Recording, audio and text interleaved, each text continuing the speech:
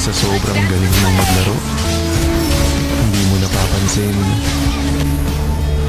mas magaling pala siyang maglaro ng feelings kaysa sa'yo. Tamang ML lang,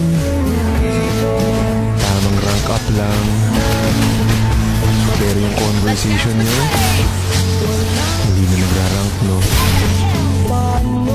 Paano naman kasi?